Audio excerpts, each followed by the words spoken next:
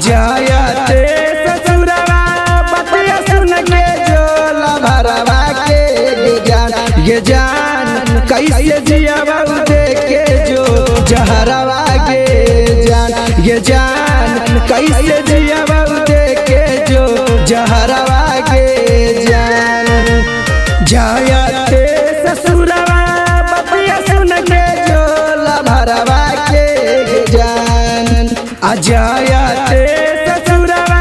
बतिया सुन के जो लभरवा के जान ये जान कैसे जियावा देखे जो जहरवा के जान ये जान कैसे जियावा देखे जो जहरवा के जान जहरवा के जान जहरवा के साजन digital recording studio Bakhtiyarpur Patna.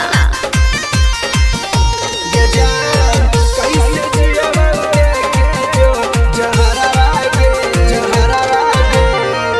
एक साथे पढ़ो हनी काका गायंगा कहानी छोड़ा बउना कहियो तोर संगा एक साथे पढ़ो हनी काका गायंगा कहानी छोड़ा बउना कहियो तोर संगा के करास कहबै अपन दिलावा के कहरवा के जान के करास कहबै अपन दिलावा के कहरवा के जान ये जान कैसे जियावा देखे जो जहरवा के जान ये जान कैसे जियाता नहीं हर के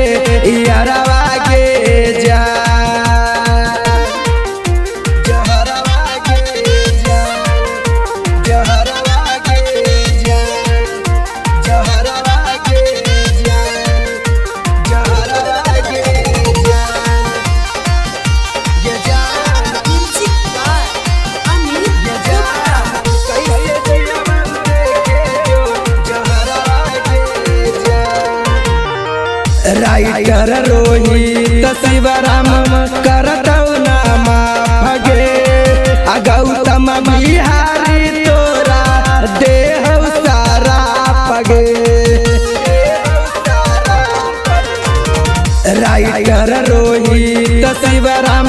करतौ नामा भगे गौतम बिहारी तोरा देह सारा पगे डोलिया में चढ़ के चल जाय मही तू ससुरवा के जान डोलिया में चढ़ के चल जाय मही तू ससुरवा के